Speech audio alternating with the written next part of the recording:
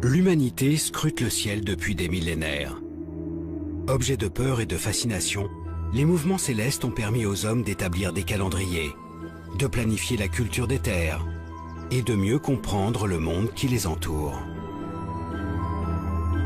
Petit à petit, les scientifiques ont mis au jour un espace gigantesque, peuplé de planètes, d'étoiles ou de gaz. Le tout réuni dans des centaines de milliards de galaxies. Leurs observations nous ont emmenés bien au-delà de notre planète.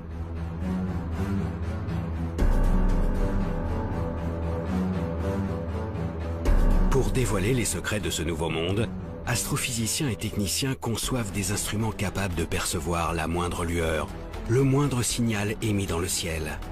Ils parviennent aujourd'hui à recréer sur Terre les phénomènes extrêmes qui agitent les confins du cosmos.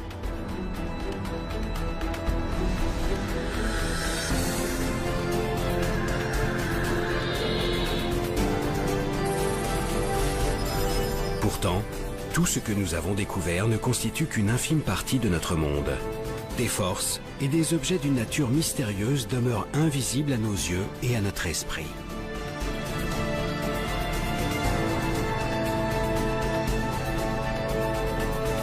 Alors de quoi est réellement constitué notre univers? Quel mouvement l'anime en coulisses? Les scientifiques parviendront-ils à découvrir les lois qui guident son évolution? Partout à travers le globe, des nouveaux explorateurs du ciel partent à la recherche de ce monde encore invisible et tentent de lever le voile sur les secrets les plus intimes de l'univers.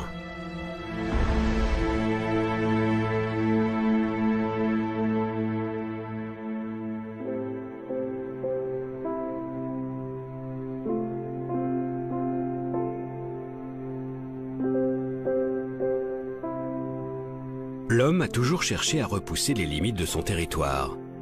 Il a arpenté la planète et exploré ses moindres recoins.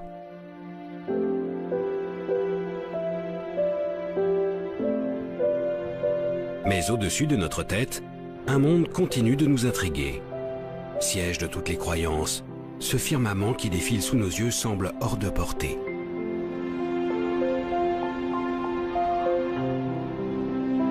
Roland Le Houcq est astrophysicien, un astronome des temps modernes. Outre ses travaux remarquables sur la forme de l'univers, il est aussi passionné par l'histoire des sciences. Au fil du temps, les hommes ont développé des clés pour comprendre ce ciel impalpable et intangible. Elles ont permis de l'analyser et d'aller au-delà de ce qui était perceptible depuis la Terre. L'astronomie et l'astrophysique se sont effectivement construites contre les apparences qui s'imposent à nos sens. Quand on sort et qu'on regarde le ciel la nuit, on voit les étoiles se lever, culminer, se coucher, puis le soleil se lève, culmine, se couche. On a vraiment l'impression que les étoiles et le soleil tournent autour de la Terre. Et donc du coup, ces apparences qui s'imposent à nous, il a fallu les dépasser dans un certain nombre de cas. Si le sol sur lequel ils marchent leur semble plat, les savants de la Grèce antique découvrent pourtant il y a 2500 ans que la planète est ronde. Et alors que toute la voûte céleste semble tourner autour de lui, Nicolas Copernic comprend 2000 ans plus tard que c'est en fait la Terre qui tourne sur elle-même et autour du Soleil. Aujourd'hui, même ce Soleil n'est plus au centre de notre monde. Depuis le début du XXe siècle, nous avons la preuve qu'il fait partie d'un immense regroupement d'étoiles, la Voie lactée. Une galaxie, comme il en existe des centaines de milliards. Toutes ces découvertes ont évidemment bouleversé l'idée que l'on se faisait de la place de l'homme, de l'humanité, et la place de la Terre dans l'univers. Donc les développements de la cosmologie, les développements de l'astrophysique nous ont révélé que finalement nous n'étions qu'un infime, c'est même pas un infime grain de poussière, c'est un rien du tout dans une immensité d'étoiles et d'astres dans l'univers. Dans cet espace que les astronomes ont peu à peu découvert, les dimensions se comptent maintenant en années-lumière. La distance que la lumière parcourt en un an soit près de 10 000 milliards de kilomètres.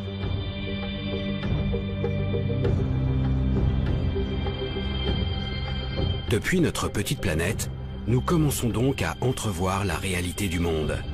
Une immensité qui donne le vertige.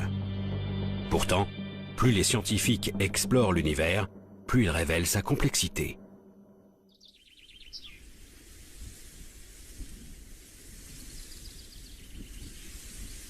Même les objets les plus visibles, que sont les étoiles, n'ont pas livré tous leurs secrets.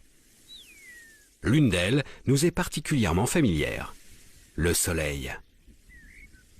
Cet astre illumine notre ciel et nous procure la chaleur indispensable à la vie. Au commissariat à l'énergie atomique, l'un des plus prestigieux centres de recherche d'Europe, une équipe de chercheurs étudie notre étoile et ses milliards de consoeurs qui peuplent l'univers.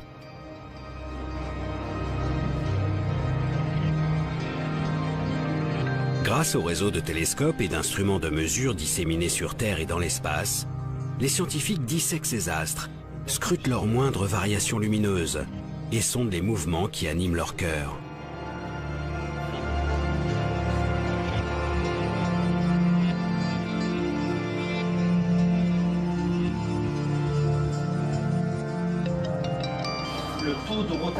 Ils ont ainsi modélisé une grande partie des phénomènes qui agitent ces immenses boules de gaz.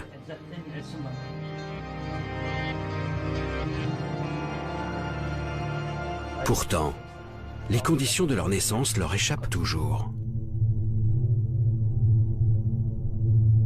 Pour élucider ce mystère, l'Agence spatiale européenne lance en 2009 le plus grand télescope jamais envoyé dans l'espace, le satellite Herschel.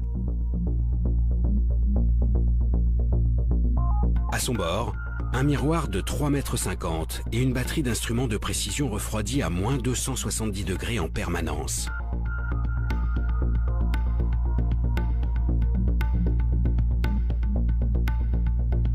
La mission a observé pendant plus de 3 ans les immenses nuages de gaz qui emplissent la galaxie.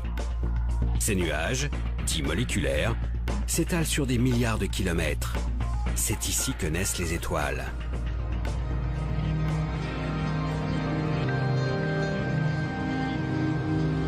Coordinatrice d'un des programmes d'observation du télescope, Frédérique Mott travaille aussi au commissariat à l'énergie atomique. La grosse différence, c'est que là, on avait cartographié pour vraiment être proche de la main. Aujourd'hui, elle analyse les précieuses données fournies par le satellite. Herschel a permis de faire des grandes cartes de milieu moléculaire avec une très fine résolution, donc permettant d'observer à la fois la structure du nuage et les petits grumeaux de nuages qui vont former après les étoiles. C'est en fait la possibilité d'observer de manière simultanée ce qu'on appelle des proto-étoiles et la structure du nuage qui nous apporte énormément dans notre compréhension de la formation d'étoiles. Ça suffit déjà. Avec cadré, je vois. Super bulle ici. Grâce aux clichés pris par Herschel, les chercheurs ont ainsi été les témoins de l'apparition d'étoiles. Sous l'action de leur propre masse, ces grands nuages de gaz s'organisent en filaments et forment petit à petit des bulles de matière.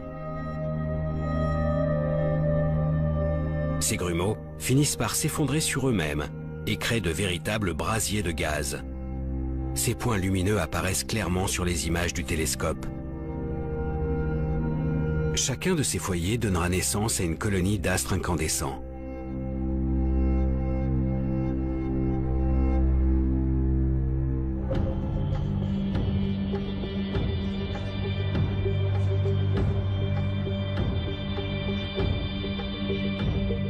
C'est ainsi que se forment les étoiles de petite taille. Mais ce sont les étoiles massives qui intriguent le plus Frédérique Mott. Des étoiles parfois 300 fois plus grosses que notre Soleil et dont la formation échappait jusqu'à maintenant à nos observations. Pour comprendre la création de ces astres beaucoup plus gros que la moyenne, les chercheurs du CEA ont dû étudier en détail l'évolution de ces nuages.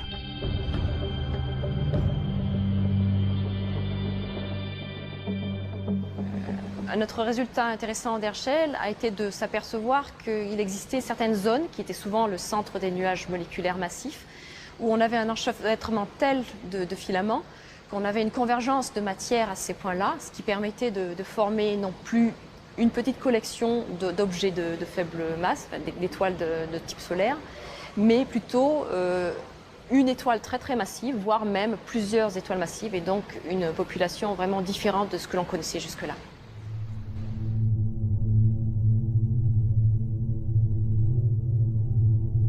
La naissance de ces étoiles exceptionnellement grosses repose donc sur un apport progressif de matière dans certaines régions des nuages. Peu à peu, les jeunes étoiles vont absorber cette matière et grandir bien plus que la moyenne. Ce phénomène extrêmement rare dans notre galaxie a enfin été mis au jour grâce à la mission Herschel. Mais les recherches ne sont pas terminées pour autant. Le travail de chercheur n'est jamais fini, donc on apprend toujours avec de nouvelles observations, de nouveaux concepts, de nouveaux modèles. Il est clair qu'Herschel nous aura beaucoup aidé dans la compréhension de la formation d'étoiles massives. Et ce que l'on cherche maintenant à faire, c'est étudier de façon encore plus détaillée les objets que l'on a découverts avec Herschel.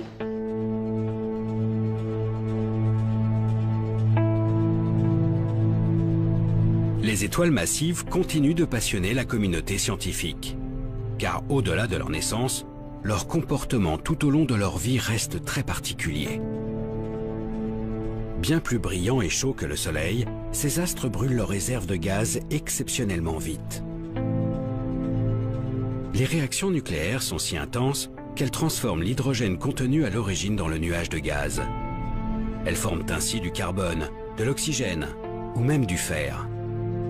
Autant d'éléments qu'elles dispersent à leur mort, enrichissant l'univers de cette matière complexe qui constitue notre monde.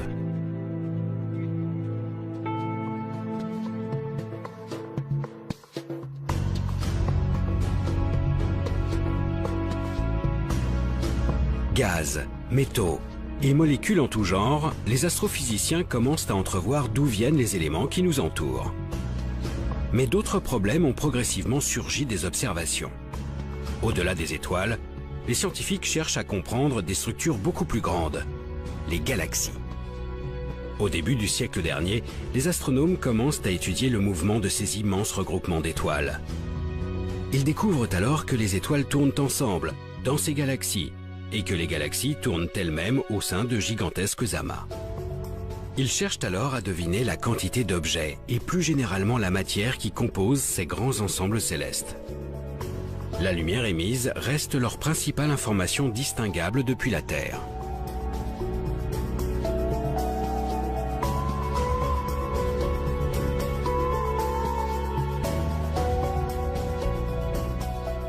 Quand il y a beaucoup de lumière, il y a des étoiles. Quand il n'y a pas beaucoup de lumière, il y a moins d'étoiles. Vous voyez, je dis ça, disons, très grossièrement, mais l'idée est là.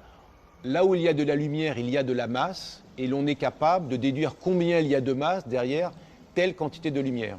Cette pesée de la galaxie, ou cette pesée d'un amas de galaxies, permet de déduire la dynamique à laquelle on devrait s'attendre, la façon dont devraient bouger les unes par rapport aux autres les galaxies dans l'amas, ou les étoiles les unes par rapport aux autres dans la galaxie. Et l'on constate que la dynamique déduite de la pesée ne correspond pas à la dynamique mesurée directement par observation spectroscopique. Depuis le début du siècle, les scientifiques sont donc confrontés à des observations contradictoires. Que ce soit les étoiles au sein des galaxies ou les galaxies entre elles, tout semble tourner trop vite par rapport à la quantité de matière visible. Plus précisément, avec une telle vitesse et si peu de masse pour assurer la cohésion de l'ensemble, les étoiles devraient être éjectées de leur galaxie. Cet écart nous laisse sous-entendre que la pesée ne s'est pas bien faite. Il manque de la masse dans ce que l'on a déterminé. Et pour rendre compte de la dynamique réelle, on a imaginé l'existence d'une matière noire, aussi appelée matière sombre, ou d'une masse manquante, quelque chose que l'on ne voit pas, qui n'est pas détectable par la lumière et qui pèse, c'est-à-dire qui a un effet gravitationnel et donc un effet dynamique sur la galaxie ou sur les galaxies dans un amas de galaxies.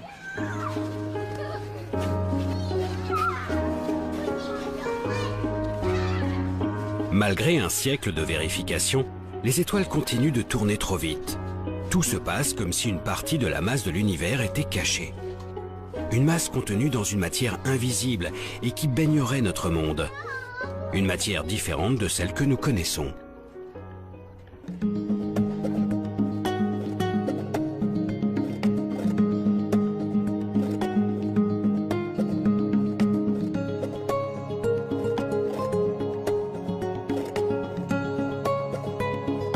Pour essayer de résoudre cette énigme, des milliers d'astrophysiciens traquent cette fameuse matière noire à travers le ciel.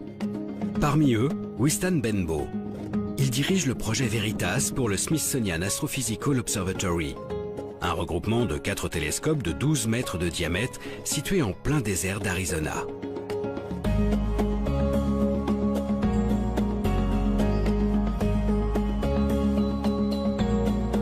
L'air y est suffisamment sec et la nuit suffisamment noire pour permettre les meilleures observations. Ici, l'astrophysicien s'est donc lancé à la recherche de l'inconnu.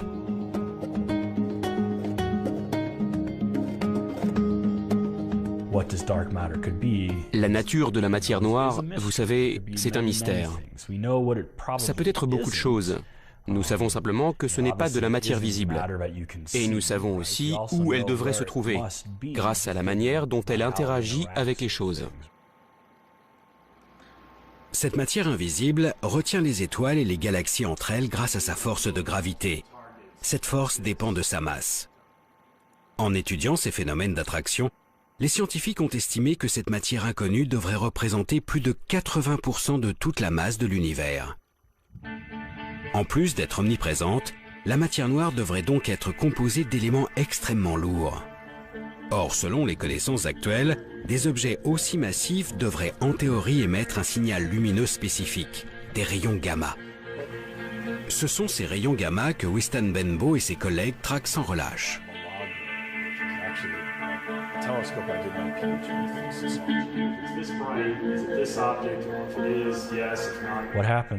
Ce qui se passe, c'est que la matière noire interagit avec elle-même. Une particule de matière noire peut interagir avec une autre particule de matière noire et créer un rayon gamma. Ce signal gamma que nous espérons détecter sera probablement très faible. Donc nous cherchons un endroit où il y aurait beaucoup de matière noire qui interagirait avec elle-même pour produire beaucoup de rayons gamma. Certaines de ces régions pourraient être proches de nous, produire assez de gamma et donc être juste assez brillantes pour qu'on puisse les voir. Donc nous pointons nos télescopes sur ces régions et espérons détecter un signal gamma venant de ces objets.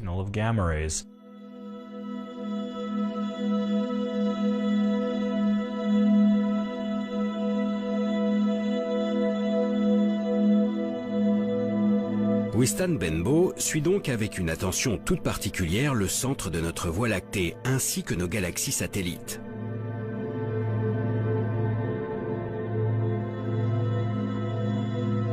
Si un rayonnement gamma est émis par la matière noire, il traversera l'atmosphère en émettant un flash bleuté. Un signal qui sera ensuite passé au crible par les miroirs géants de Veritas et leurs caméras ultra rapides.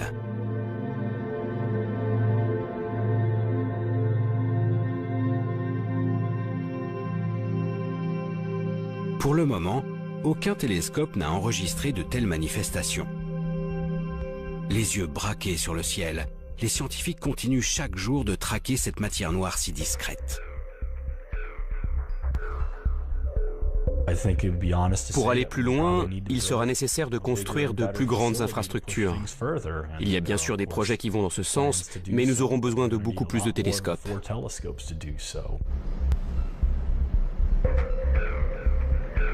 Afin de donner un nouveau souffle à cette quête, les scientifiques envisagent un réseau d'une centaine de télescopes, allant de 6 à 23 mètres de diamètre.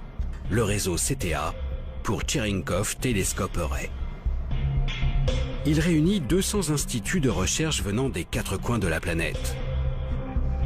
Aujourd'hui, les 10 000 mètres carrés de miroirs nécessaires à la construction sont encore en phase de test et le projet devrait voir le jour d'ici quelques années. Quand il sera opérationnel, il permettra de déceler des apparitions de la matière noire au sein de notre cosmos.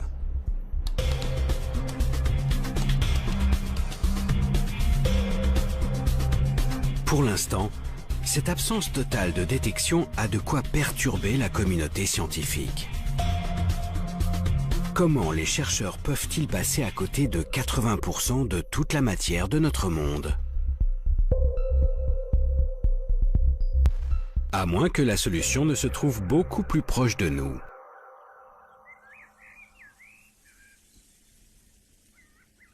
Si cette matière exotique emplit tout l'univers, et en particulier notre galaxie. Nous devrions forcément pouvoir en trouver sur Terre.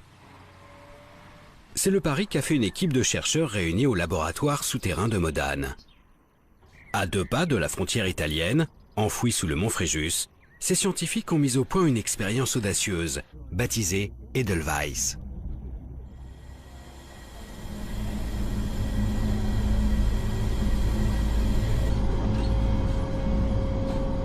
Le but, détecter directement les éléments qui composent la matière noire. Là, je suis rebuté. Et tu la prépares. Depuis plus de 15 ans, le physicien Jules Gascon et ses collègues travaillent donc à la mise en place d'un super détecteur muni de 36 capteurs. Au centre de chacun d'eux, un minuscule cristal de germanium, composé de milliards d'atomes. Si une particule de matière noire vient percuter le noyau d'un seul de ces atomes, il sera déplacé. La température du cristal augmentera et produira un léger courant électrique. Ces indices permettront de caractériser la particule à l'origine de ce choc. Cependant, d'innombrables facteurs peuvent venir perturber ces mesures ultra-sensibles. Le problème, c'est que la nature n'est pas stable. Dans la nature, il y a toujours quelques noyaux qui sont instables dus à la radioactivité naturelle. Et cette radioactivité naturelle va bouleverser la vie de ces noyaux, les faire reculer, les faire bouger, ce qui donnerait donc des faux signaux de choc.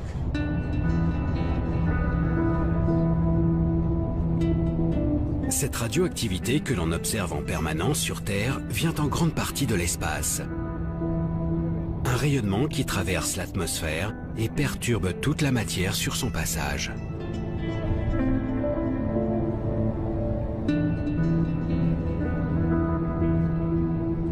C'est donc pour se prémunir de ces rayons que l'expérience a été enterrée sous plus de 1700 mètres de roche.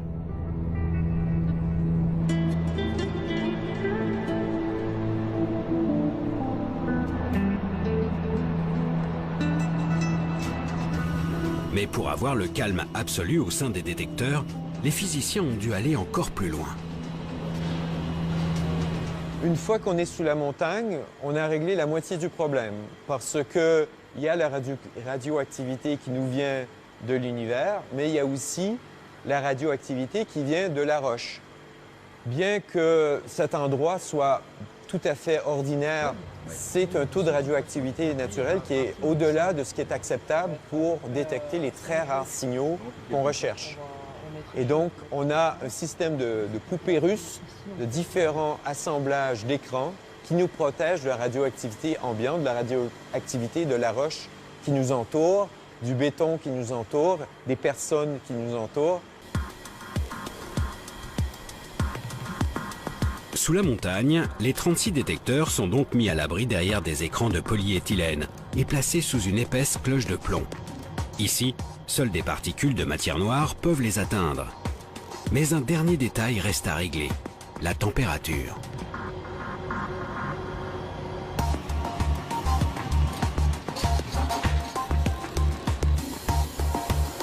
Afin de déceler la moindre de ces variations, tout le dispositif est refroidi à moins 273 degrés Celsius. Les cristaux de germanium sont ainsi au calme plat.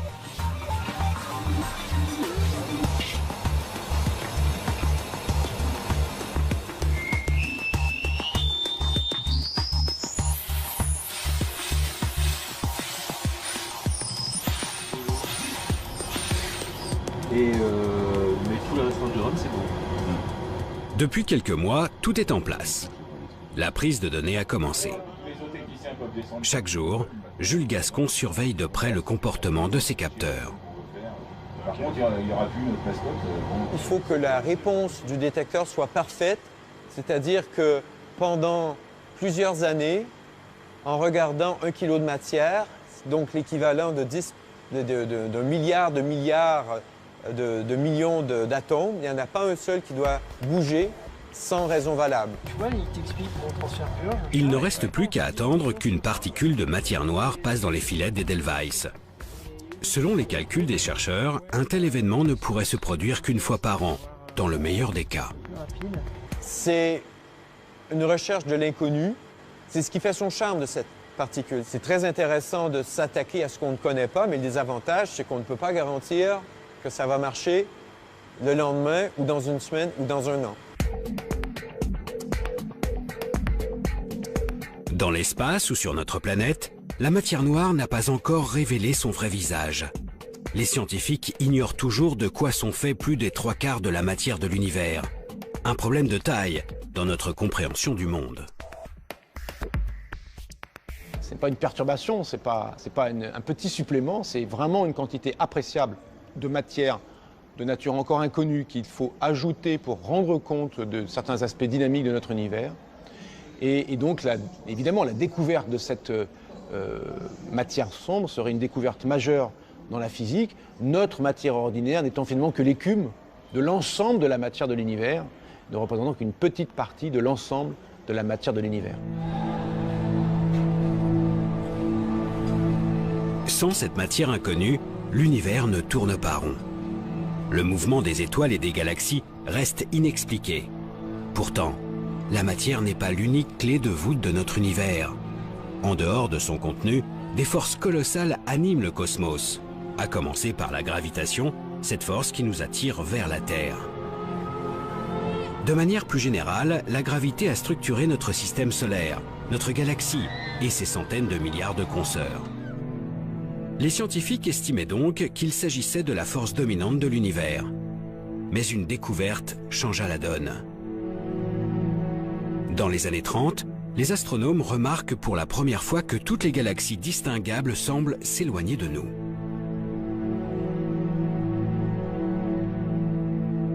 Cette observation de la fuite des galaxies a été interprétée comme une trace de la dynamique globale de l'univers, c'est-à-dire de son expansion.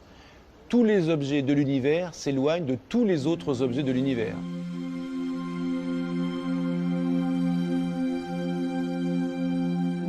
L'espace grossit donc au fil du temps, et toutes les distances augmentent.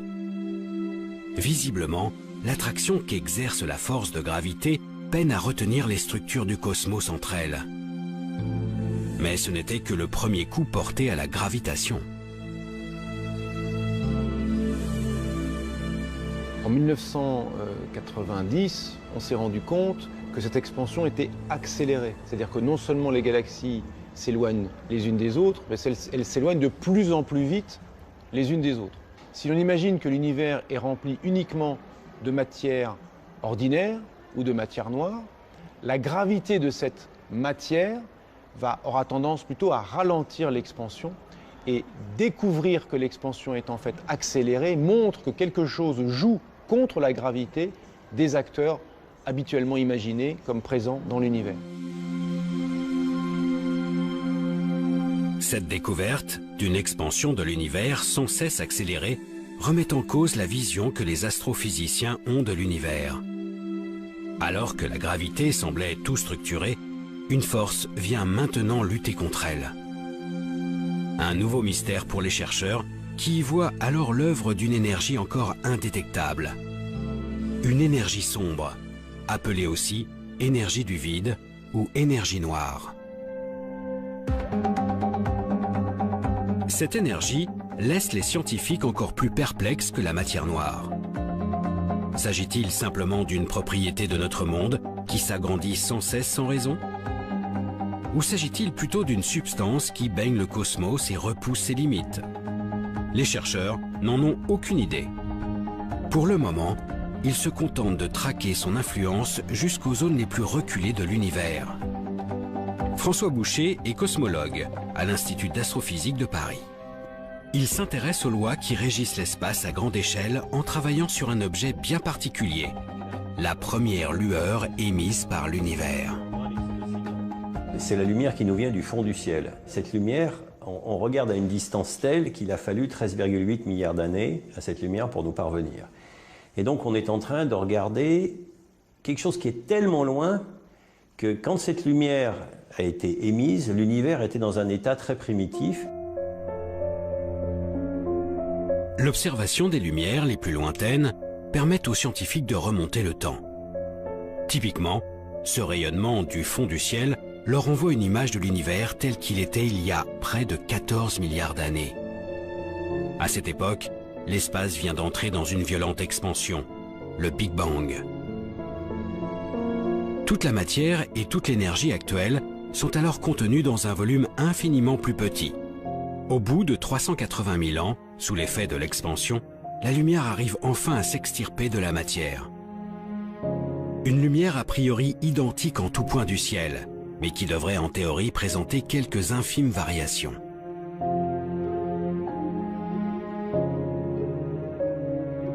Donc, ces variations d'intensité, on les a cherchées, et puis pendant longtemps, on ne les a pas trouvées.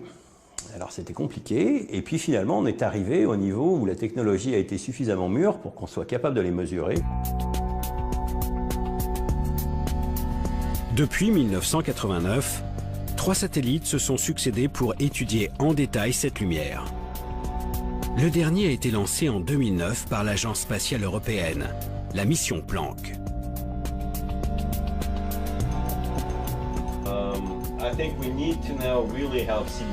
François Boucher est justement l'un des initiateurs de ce projet.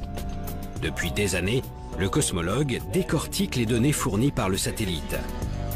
Ces images ont révélé avec une précision inégalée les différences de température dans cette lumière du fond du ciel. Seulement quelques millièmes de degrés pour les plus grands écarts. Des petites variations qui reflètent le contenu de l'univers à ses premiers instants. C'est comme l'empreinte des conditions à cette époque.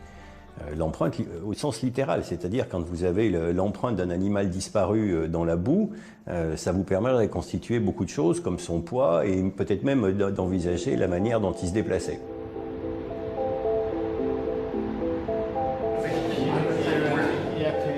L'étude de cette empreinte fascine les chercheurs du monde entier.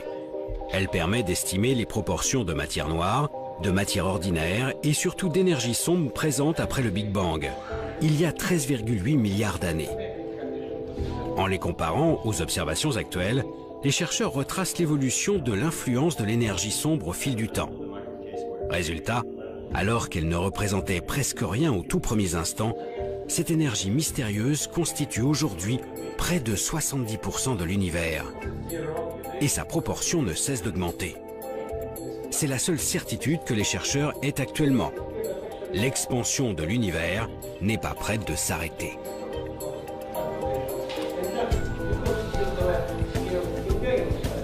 Si vous imaginez une enquête, on a juste vu une ombre. Voilà, l'enquête elle en est au tout début. Voilà, on a quelque chose qu'on a appelé l'énergie sombre, dont on a la quantité et le comportement global, mais le reste c'est de l'histoire à écrire.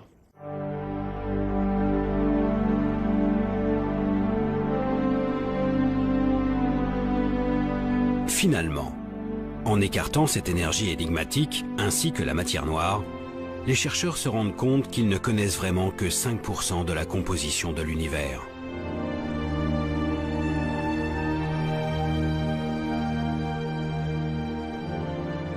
L'étude du jeune univers nous apporte donc de précieuses informations sur la nature de notre monde. Mais malgré le perfectionnement des techniques d'observation, cette première lumière émise par l'univers reste le signal le plus ancien que les chercheurs sont en mesure de capter. Un horizon au-delà duquel les observations du ciel ne semblent plus possibles. Afin de comprendre toujours mieux les mécanismes qui animent le cosmos, les scientifiques se sont finalement tournés vers leur imagination.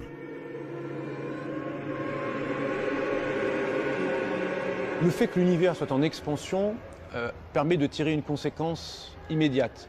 En remontant le film de l'expansion, on s'est dit que dans le passé, lointain éventuellement, l'univers était plus dense et plus chaud qu'il n'est actuellement. Selon leurs calculs, les astrophysiciens estiment qu'à ses débuts, l'univers devait atteindre des températures 100 000 fois plus élevées que celles qui règnent au centre du Soleil. Des milliards de degrés. Pour comprendre les premiers instants de l'univers, il suffirait alors d'étudier le comportement de la matière à ces températures directement sur Terre.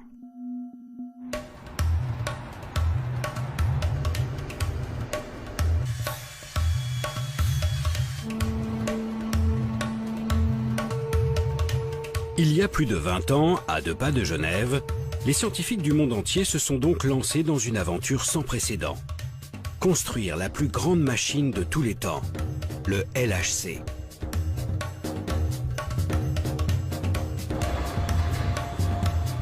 Un anneau de 27 km, enterré à 100 mètres de profondeur sous la frontière franco-suisse.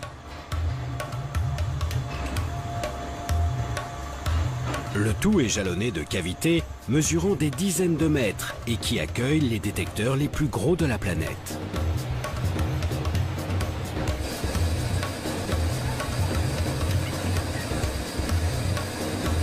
Ici, les scientifiques tentent de décortiquer le comportement de la matière dans les situations les plus extrêmes.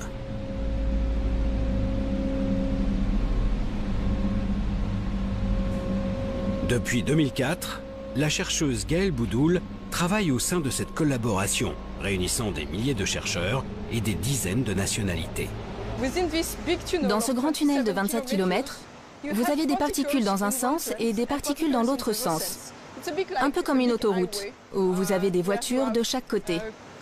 Et à certains endroits, on les fait se percuter.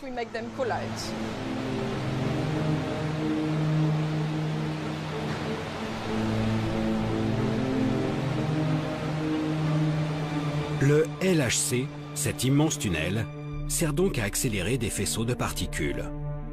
Des noyaux d'atomes de plomb par exemple.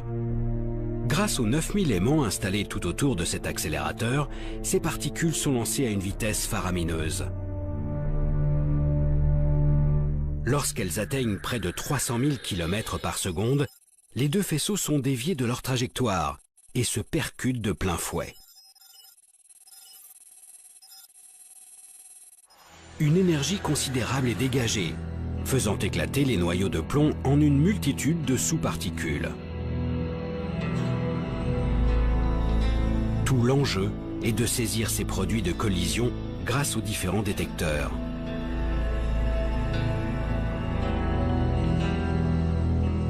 Gaëlle Boudoul s'occupe plus précisément de l'un d'eux, le CMS. Un géant de 12 500 tonnes mesurant 21 mètres de long, 15 mètres de haut et autant de large. Avec ses collègues, elle a conçu une partie des systèmes de détection qui englobent ces chocs de particules.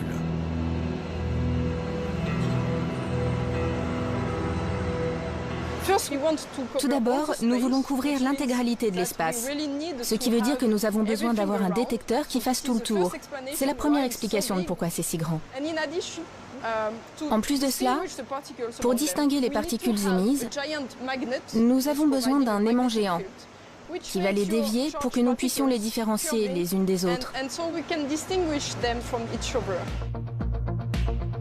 En séparant les particules issues de l'impact, le détecteur permet aux scientifiques de les analyser sous toutes les coutures et de comprendre leur comportement dans une telle situation. En effet, la collision a généré une température semblable à celle qui régnait aux tout premiers instants de l'univers. Dans ces conditions, la matière se révèle être dans un état étrange, entre le gaz et le liquide. Un plasma, où les constituants élémentaires des atomes restent désorganisés, trop agités pour former la matière telle que nous la connaissons aujourd'hui. Grâce à ces expériences, les scientifiques ont désormais une idée de ce à quoi devait ressembler l'univers quelques microsecondes après le Big Bang.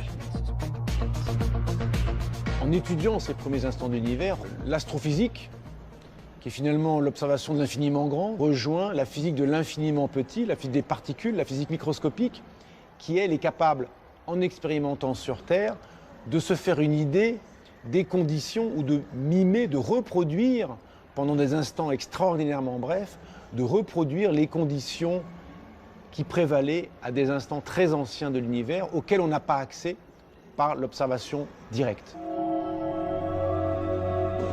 Le LHC, cette gigantesque infrastructure, a permis de remonter le temps au-delà de ce qui était imaginable il y a seulement quelques décennies. Mais pour se rapprocher de ces microsecondes qui nous séparent du commencement, le chemin s'avère être encore plus ardu.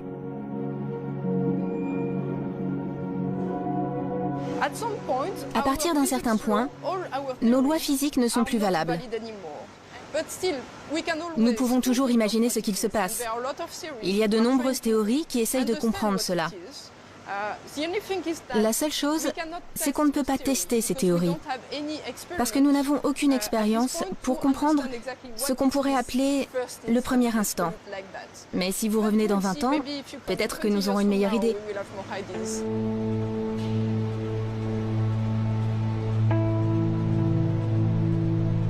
Pour gagner les quelques fractions de seconde qui nous séparent de la naissance de l'univers, il faudrait certainement mettre en jeu des énergies encore plus considérables.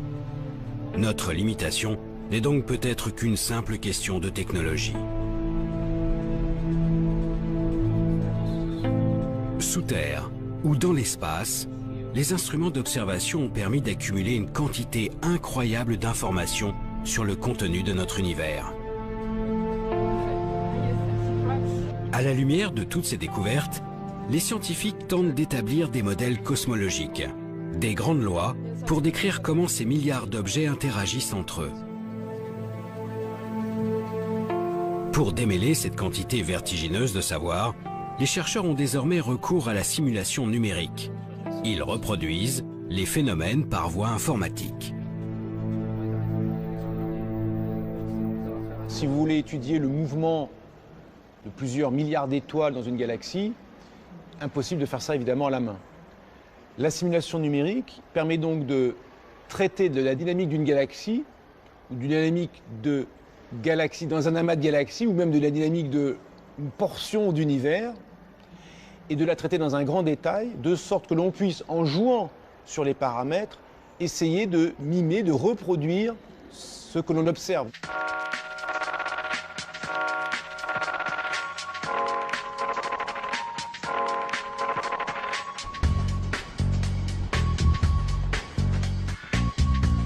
À l'Observatoire de Paris, l'une des plus grandes institutions mondiales d'astronomie, un cosmologue a poussé ce nouvel outil exceptionnellement loin.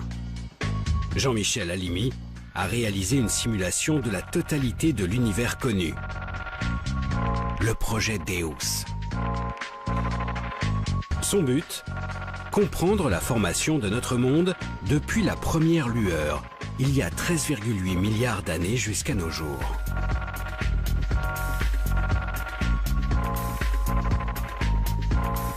Le projet Deus s'intéressait au départ à la structuration de l'univers, à savoir donc à expliquer comment la matière s'effondre au cours du temps pour permettre une concentration de matière suffisante là où vont aller se former les galaxies, à l'intérieur desquelles se formeront les étoiles, les planètes, etc.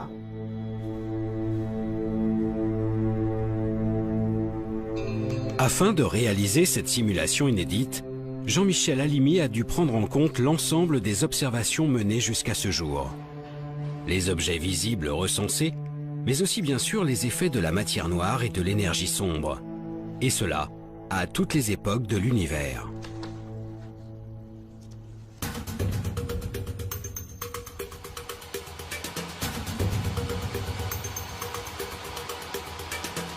Pour traiter un tel nombre de données, le scientifique s'est tourné vers un des plus gros ordinateurs de la planète, le supercalculateur Curie. Une machine hébergée au très grand centre de calcul, capable de réaliser 1 million de milliards d'opérations par seconde.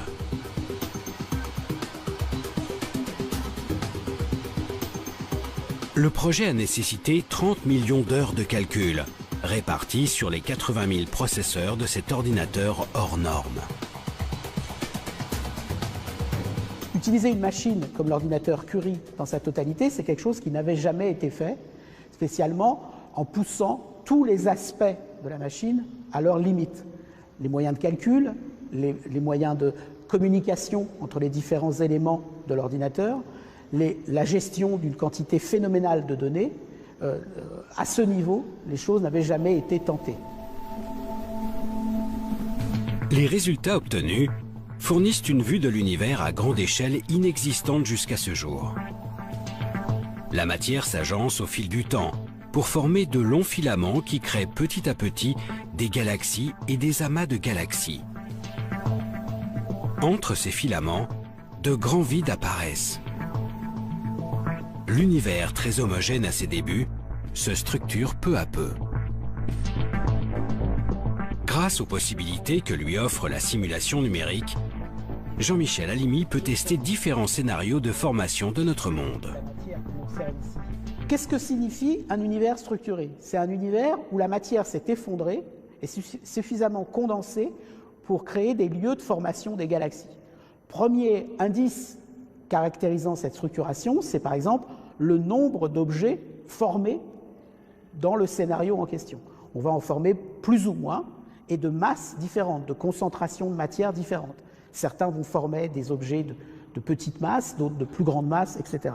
Une autre façon de caractériser cette structuration, c'est de voir comment ces objets sont répartis dans l'espace. On est capable de relier leur propriété de distribution spatiale au déroulement de l'expansion de l'univers tout au long de l'histoire de l'univers. D'une simulation à l'autre, le cosmologue fait varier des paramètres, comme la quantité de matière noire ou l'influence de l'énergie sombre.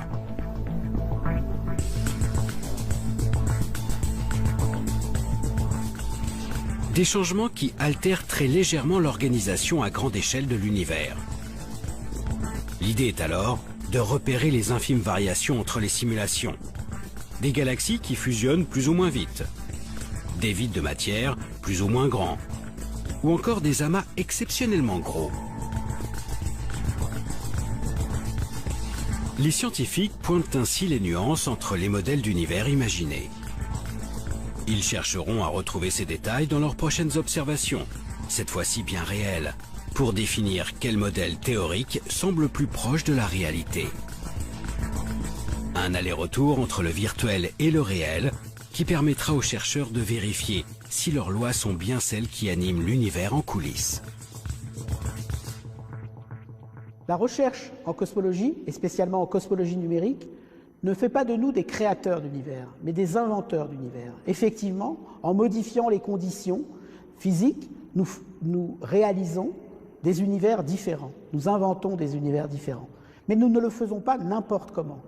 Nous cherchons, à travers tous ces univers, celui qui serait susceptible de nous expliquer la vraie nature de notre univers, son origine, sa formation, son évolution.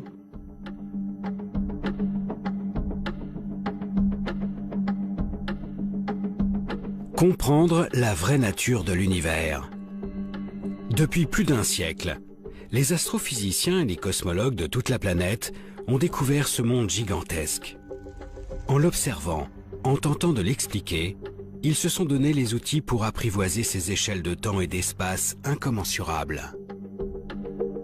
Ce que l'on peut finalement trouver assez extraordinaire dans la cosmologie, dans l'astrophysique, dans ces disciplines qui étudient l'univers dans son ensemble, c'est que finalement on est capable de mettre l'ensemble de l'univers dans une boîte, notre cerveau, de le décrire, de le comprendre dans une certaine mesure, et ça ne lasse pas de surprendre.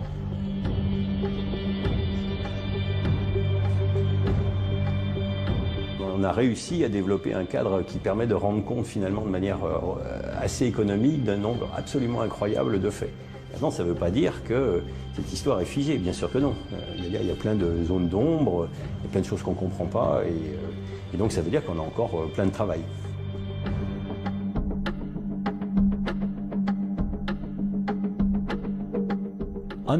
Comprendre ce qu'est la matière noire est un des plus grands enjeux du XXIe siècle, en astrophysique et en physique en général.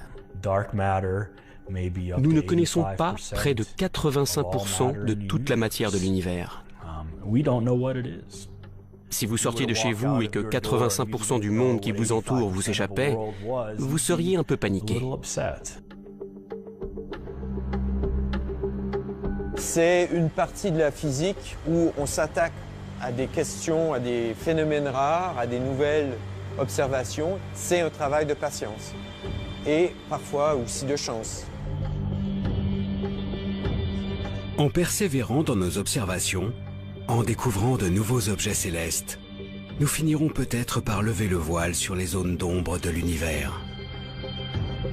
Demain, réussirons-nous à identifier enfin cette matière noire qui baigne notre cosmos? Alors que nous commençons à entrevoir les prémices de sa formation, parviendrons-nous à prédire la fin de notre monde? Cette quête acharnée pour comprendre l'univers semble infinie. Chaque réponse apporte son lot de nouvelles questions, si bien que nous pouvons finir par penser qu'en dépit de nos avancées, certaines clés resteront peut-être inaccessibles à notre simple condition d'humain.